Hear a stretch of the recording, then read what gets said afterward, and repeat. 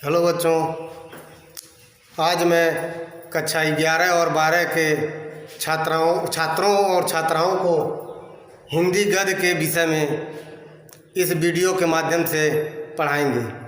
सबसे पहले आप लोग इस वीडियो को पहले लाइक कर लें, उसके बाद बेल आइकन को भी दबा लें तथा सब्सक्राइब भी कर लें। अब आता है हिंदी गद्य।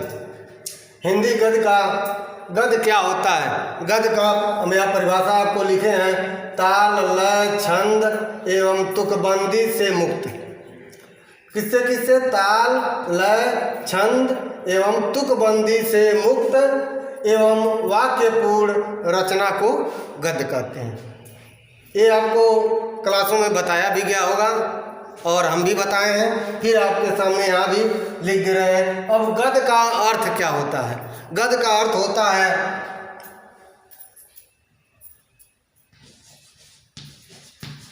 कहना, बतलाना,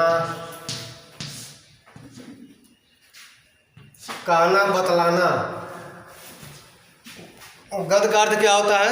कहना और बतलाना। साथ ही साथ अब आता है, अब प्रश्न ये उठता है, जैसे हिंदी की उत्पत्ति कैसे हुई?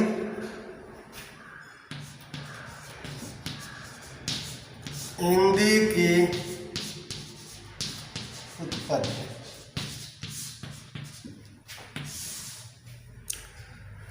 हिंदी की उत्पत्ति के विषय में ही बताया गया है।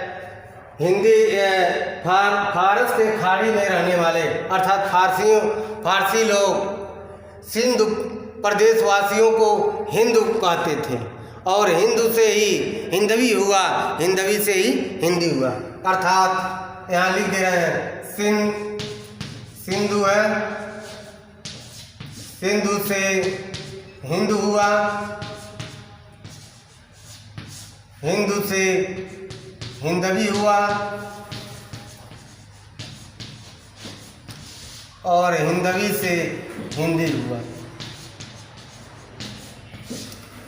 क्योंकि फारसी भाषा में स का प्रयोग है ही नहीं, इसलिए स के जगह ह का प्रयोग किया जाता है, इसीलिए सिंधु को लोग हिंदू कहने लगे।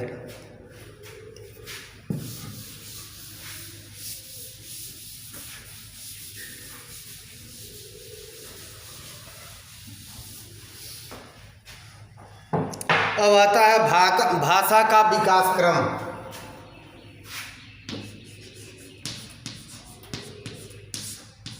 भाषा का विकास क्रम। भाषा के विकास क्रम में हम सर्वप्रथम आपको एक रेखा के एक सारणी के माध्यम से बताएंगे।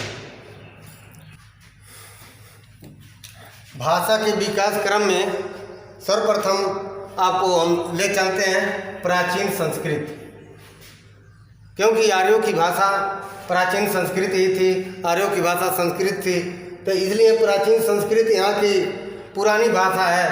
अब प्राचीन संस्कृत से दो भाषा निकली, एक लौकिक संस्कृत, एक संस्कृत। लौकिक संस्कृत जो वहाँ के समाज में रहने वाले उनकी भाषा थी, और एक था संस्कृत जिसमें लोग लिखते थे, जिसमें पुस्तकें को लिपिबद्ध करते थे, एक वह संस्कृत थी। अब दोनों संस्कृत यानी संस्कृत और लौकिक संस्कृत को मिला करके एक दूसरी भाषा आई जिसका नाम है पाली भाषा। पाली भाषा के बाद आप लोग देखते हैं, पाली भाषा के परिवर्तित होने के बाद प्राकृत हुआ। प्राकृत के बाद प्राकृत भाषा 3 भागों में बटी, जिसमें पहला था सौरसेनी। क्या था? सौरसेनी, दूसरा अर्धमागधी और तीसरा मागधी।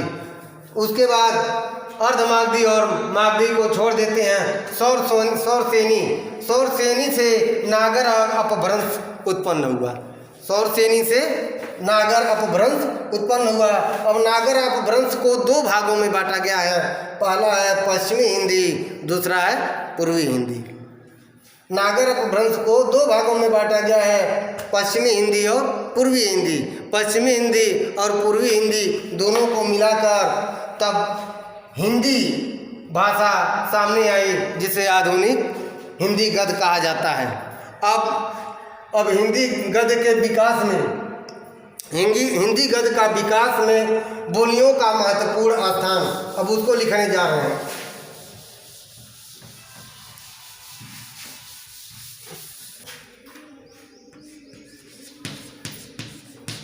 हिंदी गद्य के विकास में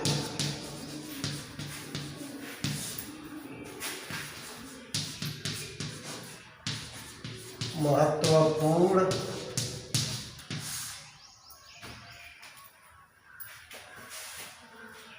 बोलियां, महत्वपूर्ण बोलियां हैं।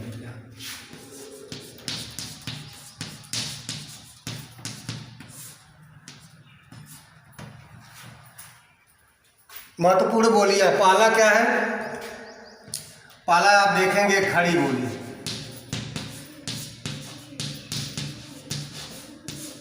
पहला क्या है?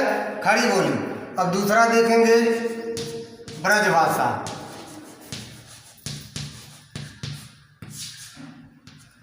दूसरा क्या है? ब्रजभाषा है। तीसरा है कन्नौजी और चौथा है हरियाणवी।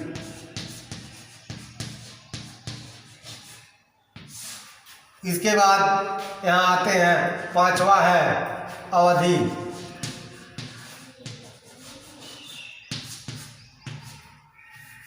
और छठा है बुंदेली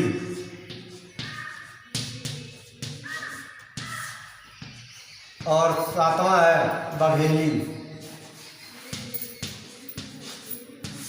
और आठवां है छत्तीसगढ़ी।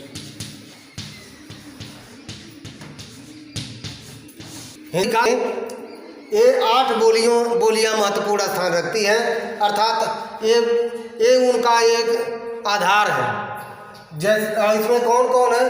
पहला है खड़ी बोली, दूसरा है ब्रजभाषा, तीसरा है कन्नौजी, चौथा है हरियाणवी, पांचवा है अवधी, छठा है बुंदेली और सातवां है बघेली और आठवां है छत्तीसगढ़ी।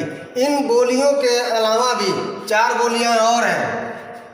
इसके अलावा 4 बोलियां और हैं।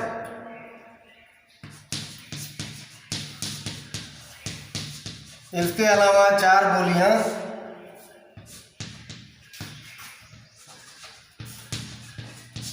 और हैं जो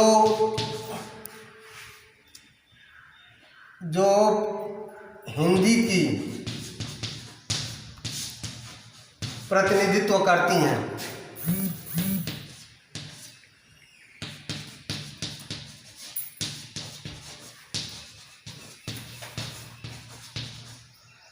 पहला क्या है? पहला आप देखेंगे, इसमें पहला है राजस्थानी, दूसरा क्या है? पहाड़ी, तीसरा क्या है? मैथिली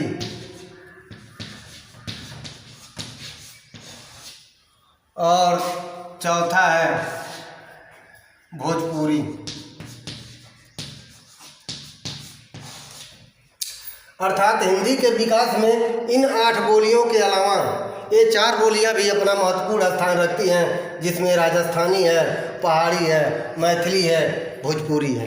अर्थात इन भाषाओं में भी हिंदी के गद्य के स्वरूप मिलते हैं। अब आपको इसके बाद हिंदी गद्य के प्राचीन स्वरूप ये आपको बताने जा रहे हैं। हिंदी गद्य का प्राचीन रूप। हिंदी गद्य का प्राचीन रूप हमें राजस्थानी भाषा में सर्वप्रथम मिलता है राजस्थानी भाषा में 10वीं शताब्दी में मिलता है। उस 10वीं शताब्दी के शिलालेखों, शिलापट्टों और दानपत्रों आदि पर हिंदी गद्य के प्राचीन रूप हमें दिखाई देते हैं। ब्रज भाषा में भी यानी 14वीं शताब्दी में लगभग ब्रज भाषा में भी हम हिंदी के प्राचीन रूप हमें दिखाई देता है, जिसमें गोरखपंथी भाषाएं, उसके साथ साथ नाभा दास का अष्टायाम और सूरत मिश्र का बैताल पचीसी, ये सब ब्रज भाषा में हमें मिलते हैं। फिर एक बार आपको बता दें, ब्रज भाषा में गोरखपंथी भाषाएं, उसके बाद उसके नाभा दास का अष्टायाम और सूरत मिश्र का बैताल पचीसी, यानी ये सब ये 14वीं शताब्दी में ये सब मिलते हैं। मैथिली में आप लोग देखेंगे 14वीं शताब्दी का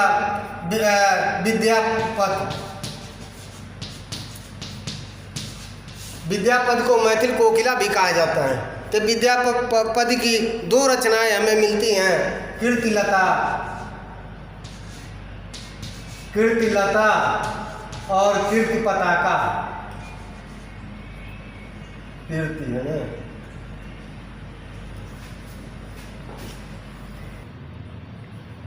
विद्यापति की कीर्तिलता और कीर्ति पताका अधिक मैथिली भाषा में हमें हिंदी गद्य के प्राचीन रूप में मिलती है।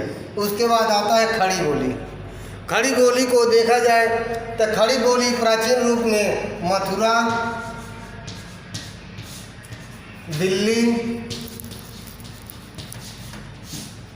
और मेरठ, मथुरा, दिल्ली और मेरठ आदि जगहों में जो बोली जाती थी वही भाषा आज खड़ी भाषा कही जाती है। यानी मथुरा, दिल्ली और मेरठ में जो मूल रूप से वो बोली जाती है वो खड़ी बोली ही थी। खड़ी बोली, अब इसको भोलानाथ तिवारी और राहुल संकृत्याय ने खड़ी बोली को कौरवी बोली भी कहा है, क्योंकि यहाँ कौरव, इसे यही कौरव प्रदेश कहा जाता है। मेरठ ही हस्तिनापुर है था, इसीलिए इसे कौरवी बोली कहा जाता है। अभी तो खत्म हो गया, रोके ना। हिंदी गद्य के विकास में इसका अर्थ है, अब हम 19वीं शताब्दी में आ गए। 19वीं शताब्दी के मध्य और उत्तरार्ध में, 19वीं शताब्दी के पहले थोड़ा 18वीं शताब्दी की बात कर रहे हैं। 18वीं शताब्दी में आप देखेंगे तो उस समय के जो लेखक थे सदल मिश्र, पहले मुंशी सदा सुखलाल, मुंशी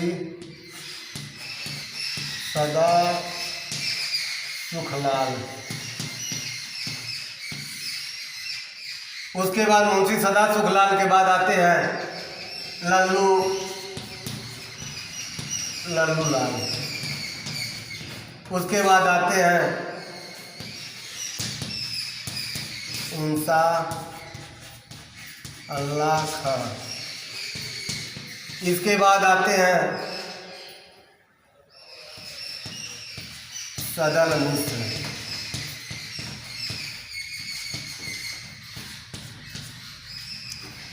मुंशी सदा सुखलाल का सुख सागर,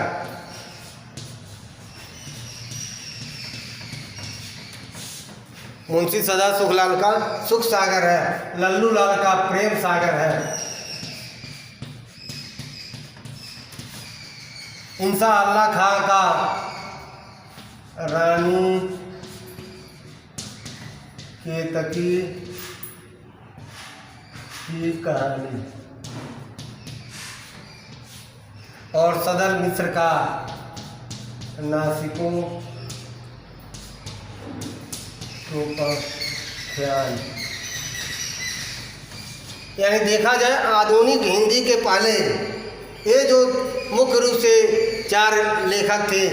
ये अपने रचना में हिंदी गद्य के स्वरूप को प्रकट कर रहे थे, अर्थात इनकी रचनाओं में हिंदी गद्य दिखाई दे रहा था। इसके बाद हिंदी गद्य के विकास में दो और लोगों का नाम आता है। दो राजा थे, जिसे राजा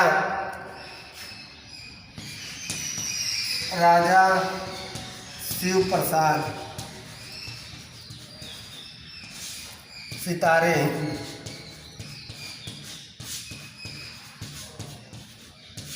और दूसरे हैं राजा लक्ष्मण सिंह। राजा शिव प्रसाद सितारे हिंद गद्य लिखते लिखते अपने उर्दू और फारसी शब्दों का अधिक प्रयोग कर देते थे, इसलिए इनका झुकाव उर्दू और फारसी की तरफ था। राजा लक्ष्मण सिंह गद्य को लिखते लिखते संस्कृत के अत्यधिक क्लिष्ट शब्दों का प्रयोग करते थे। इनके भाषाओं में संस्कृत के कठिन शब्द मिलते हैं। इसके बाद आता है, इसके बाद आप देखेंगे इन दोनों राजाओं के बाद आता है भारतेंदु हरिश्चंद्र। भारतेंदु हरिश्चंद्र का जन्म 1850 ईस्वी में काशी में हुआ था और 35 वर्ष की अवस्था में 1885 में उनका देहावसान भी हो गया था। ये आधुनिक हिंदी के जन्मदाता अगर कहा जाए तो भारतेंदु हरिश्चंद्र हैं। अब अगले हम वीडियो में हिंदी गद्य को कितने भागों में बांटा गया है, अगले वीडियो में हम देंगे।